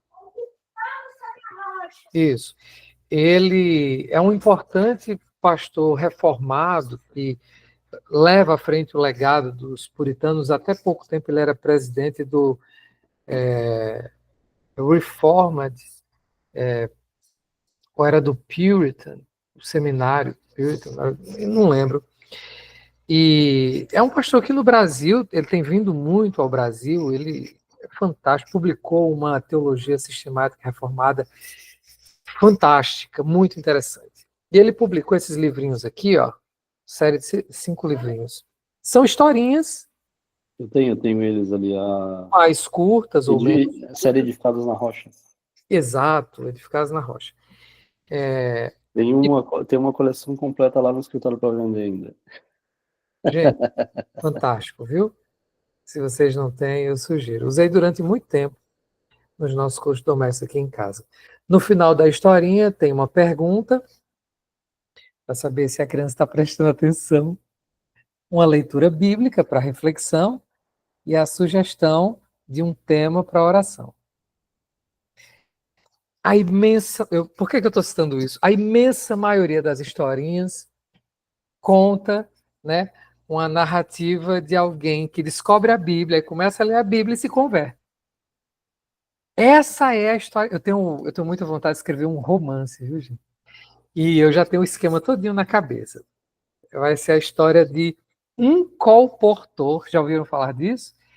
Antigamente, no Brasil, tinha os crentes que viajavam, principalmente pelo interior, eles não eram teólogos, não eram exímios pregadores. O que eles faziam muito era entregar Bíblias. E aí você tem muitos relatos. Eu colecionei alguns desses relatos de famílias inteiras que se converteram, porque passou por lá um cara que simplesmente deixou uma Bíblia lá e o pessoal começou a ler e acabou se convertendo. Muito interessante. Na minha cidade natal, em Alexandria, a primeira família que se converteu foi assim. Aí eles viajavam a cavalo quase 100 quilômetros para o que eles chamavam a Igreja da Casinha, em outro estado, que era na Paraíba, para ir para os cultos. Era muito interessante, gente, essas histórias aí. Aí eu tenho vontade de escrever um romance histórico contando isso aí também. Mas, enfim. Esse é um legado reformado. O que é que nós entendemos? Que a leitura da Bíblia tem um papel importantíssimo na conversão. Agora, isso não existe sem que a família toda ela conheça as letras, saiba ler. Então, qual a implicação óbvia? O ensino das letras para a leitura doméstica. Não existe legado protestante reformado sem leitura doméstica da Bíblia. Percebem? Essa ênfase ao testemunho inegável, incontornável, da importância suma da família na educação, desde uma perspectiva reformada. Segundo ponto, a importância da identidade eclesiológica reformada. Como é que você se reconhecia como um crente? Não sei se vocês já ouviram falar da confissão belga. Já ouviram falar? É um dos que é conhecido como símbolos de fé reformada. Aliás, o pastor Joelbic escreveu um livro, está publicado em português, que fala sobre a harmonia das confissões reformadas, que compara a confissão belga, Cânon de Dort, confissão de Westminster, catecismo de Heidelberg, mostrando a coerência entre todos esses sistemas. A confissão belga foi escrita por um belga que precisou responder a um rei lá. Vocês acreditam em quê? E o crente sempre foi assim. Ele afirmava sua identidade reformada com o auxílio das confissões e dos catecismos. Então, como é que um pai legava aos seus filhos a sua própria identidade como crente e reformado? O que é que tornava ele um protestante? Era a confissão dele. Ele aprendia essa confissão com seus pais, no estudo, em casa. Disso, de confissões, de catecismos e da escritura. Terceira prova do fato de que a família assume com a reforma o protagonismo da educação, sem que isso seja contraditório de modo algum com a instituição de uma escola primária gratuita e obrigatória. Sola fide, isso eu mencionei. O papel evangelístico dos pais para com os filhos. Os pais pregam aos filhos, esse é o ensino reformado. Os pais pregam aos filhos. É só a fé que salva. A fé dos pais não salva os filhos. O que vai salvar os filhos é a fé dos filhos. Os filhos, os pais, pregam aos filhos. Quarto, o sacerdócio universal dos crentes. Não é assim? Não é Pedro que diz que nós somos sacerdócio real? A implicação, essa é uma doutrina reformada, é de que os pais são sacerdotes no lar cristão. E uma das atividades desse sacerdócio é a instrução dos seus filhos. Então, veja, 4 pontos do ensino reformado e calvinista que dão testemunho do protagonismo da família no processo educativo. Não dá para negar isso. Então, acho que para a gente concluir, uma avaliação final. Aspecto marcante do legado reformado, a doutrina do pacto. A doutrina do pacto, eu não sei quantos de vocês conhecem e professam essa como sendo uma doutrina na igreja de vocês, mas a ideia é que Deus fez um pacto com um povo e com as famílias desse povo. Deus fez um pacto. Foi essa a ideia que eu tentei apresentar quando nós comentamos ali o texto de Gênesis, capítulo 18. A primeira instituição de Deus, na produção da sua nação de reis sacerdotes, é com a família de Adão e Eva. A gente vai ver esse pacto sendo renovado com a família de Noé. A gente vai ver esse pacto ser renovado com a família de Abraão. A gente vai ver esse pacto sendo renovado com a família de Davi, e a gente vai ver essa família se estender na dispensação final desse pacto com Jesus Cristo, ensinada pelos apóstolos.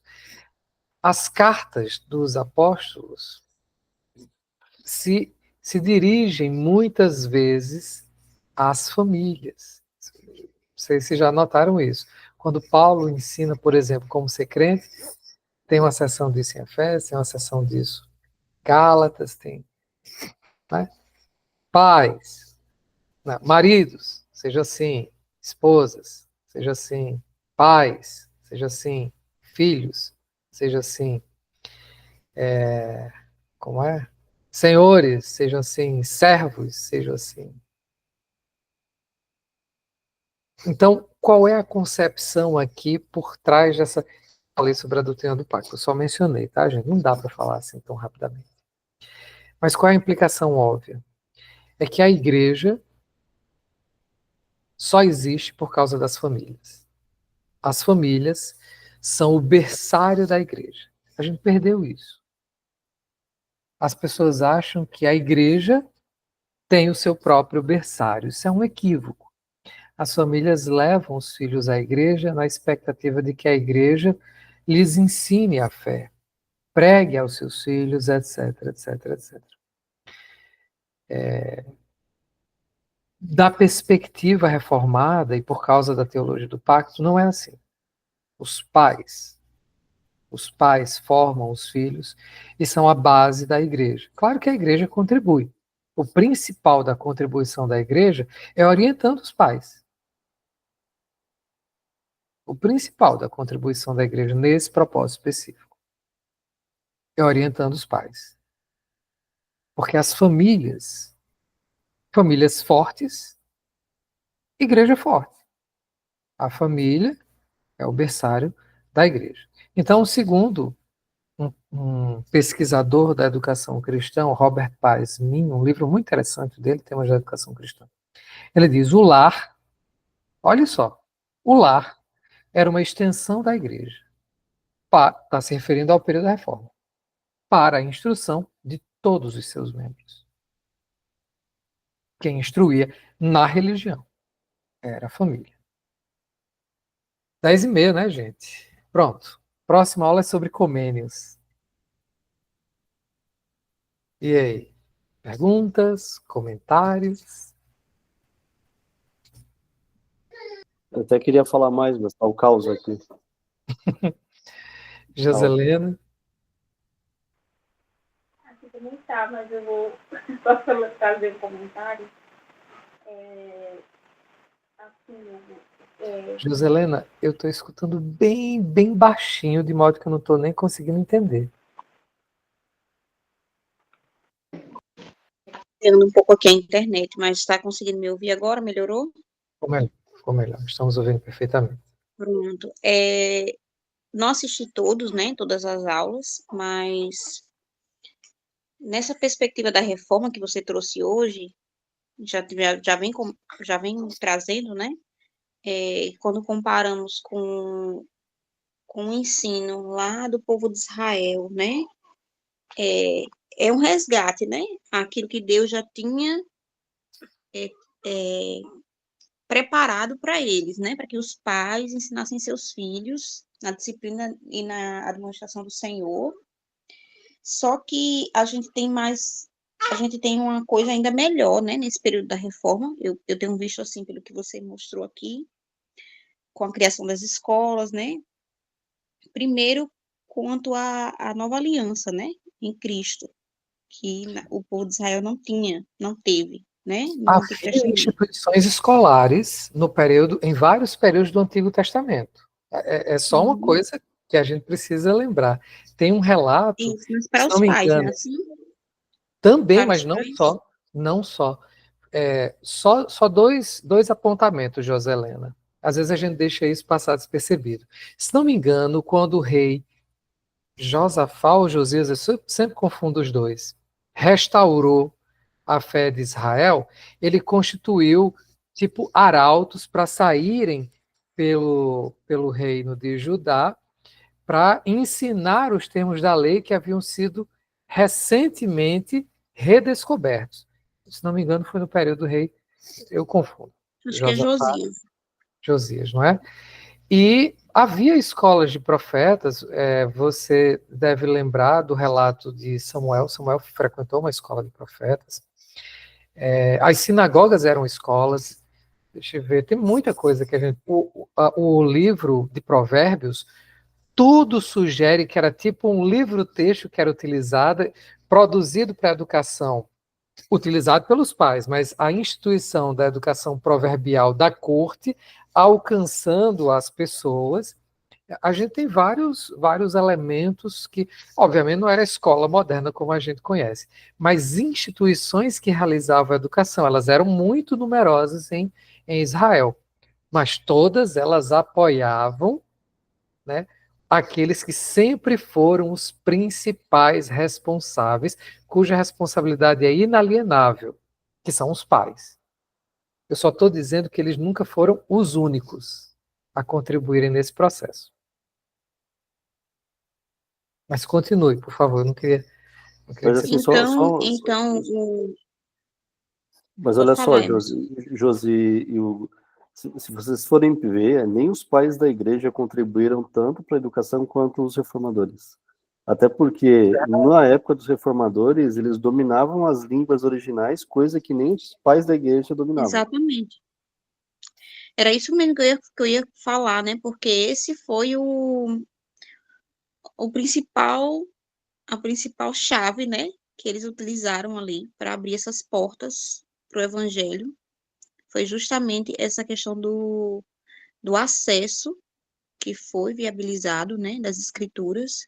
Porque até, eu acredito, né? Não sei o que eu também me perdi as aulas, mas até nessas instituições que existiam ali dentro do povo de Israel durante esses séculos, as pessoas não eram alfabetizadas da maneira como foram no período da reforma, né? De maneira sistemática, progressiva, assim, com um plano de ação, de fato, como eles executaram tão bem. Eles eram, naquele período, eles eram mais metódicos e sistemáticos. Sim, você está certa nisso. Agora, o povo de Israel sempre foi muito alfabetizado. Isso é interessante. Nesse sentido, os reformadores continuam o legado. Eles sempre foram muito alfabetizados. Não era o mesmo método, mas... Uhum. Eu acho que é isso, né? Senão a gente vai ficar aqui amanhã. Ô, Lu, queria te dar duas sugestões, se tu pudesse. Uhum. A primeira é se a gente conseguisse ter uma linha do tempo, principalmente nesses pontos de ruptura que a gente tem da reforma para cá, eu acho que seria bem legal, né? Até se tu tiver essas datas ali, quiser me passar, eu posso desenhar isso para a gente ver. Eu não tracei uma linha do tempo, mas eu preparei uma aula em que a gente vai discutir diversas teorias sobre o Estado, em que a gente vai ler, vai ver a linha reformada, a linha romana e a linha secularizada, por assim dizer. E a gente vai ver quem são os principais teóricos que fazem essa... né? Porque isso é ao longo de um século. Né? O ponto de ruptura é o século XVII, a gente está chegando, século XVIII, e a gente está chegando lá.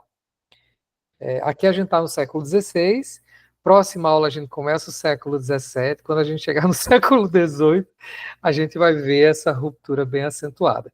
Não cheguei a traçar uma linha do tempo. Mas talvez fosse um bom trabalho final aqui para a turma, né? O pessoal fazer uma linha do tempo aí e apresentar. Outra sugestão que eu queria te dar, antes da gente entrar em comênio, a gente, quem sabe se a gente conseguisse estudar um pouco sobre o currículo da Escola de Genebra, né? O currículo, a gente não tem o currículo da Escola de Genebra. Na verdade a gente consegue lá em 2, 3 documentos ter mais ou menos uma noção, né? Que eu tenho mais ou menos uma estrutura. Mas só para conhecer assim, um pouquinho mais, acho que seria legal, não? Calvino, ele inclusive nas institutas, ele diz o que deve ser a formação do crente. Ele fala, não era muito diferente não, Emerson. Era o estudo das escrituras, era assim, você está falando do Colégio de Genebra, né? Não é da universidade. O colégio Cara, é que tem o currículo, eu tô perdido aqui já, mas assim, tem o currículo, eu acho que é o currículo da Escola de Genebra, né? O currículo genebrino lá que ele montou, porque ele montou o currículo para a escola. Que não é bem assim sistematizado, eu sei que isso está em 2, 3 documentos, e é o que eles usavam para as crianças, né? Tinha isso, né? eu já vi o currículo da Universidade de Genebra, mas desse colégio de Rive eu nunca vi. O que é que eu sei? Eles aprendiam a língua vernácula, eles aprendiam francês, tinham noções de latim e estudavam textos clássicos com o objetivo de aprender eloquência, enfim, estilo. E eles estudavam os catecismos. O ensino básico em Genebra era esse, ensino básico, entendeu? A universidade é outra história. Então tá. Se A eu gente achar. chegou a ver um currículo formular. Eu posso pesquisar. Como eu disse, eu não cheguei a ver. Se você tiver, claro, muito bom. É Mas que assim, o currículo sistematizado eu acho que não existe. O que a gente tem, eu acho que são 2 ou 3 documentos onde ele cita essas matérias, e aí a gente hoje consegue meio que sistematizar. Eu tenho alguma coisa escrita sobre isso, mas eu tenho que achar. Aí a mas gente as pode matérias discutir. são essas que eu falei. Uhum, Línguas, era línguas, e eloquência, estilo, e eu não sei se você lembra, quando eu citei o currículo sugerido por Melanchthon, ele também falou dos loci comuni. O que é? Isso é o nome antigo de teologia sistemática.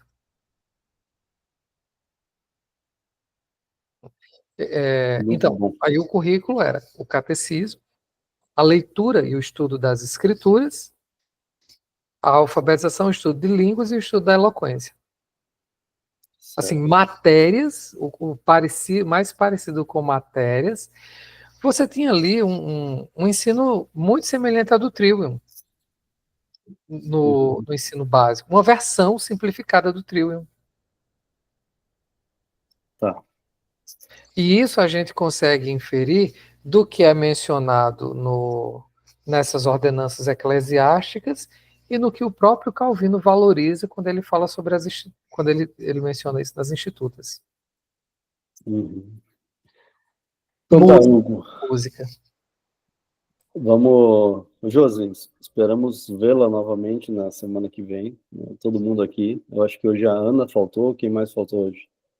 Mas, assim, eu acho que tem sido muito proveitoso para todos aqui, né? Essa aula foi mais uma aula maravilhosa que a gente teve. Eu realmente acho que esse conhecer da história ele é fundamental para nós, tá bom? Obrigado por todos, né? Obrigado pela participação mais uma vez, Hugo, pela excelente aula, tá bom? Fiquem com Deus, boa noite, né? 10h40, hoje são 2h10 aí, quase 2 horas, né? Que a gente começou um pouquinho, né? Tá bom? E é isso, pessoal. Até semana que vem, tá? Tchau, tchau. Tchau, Tchau, gente. até.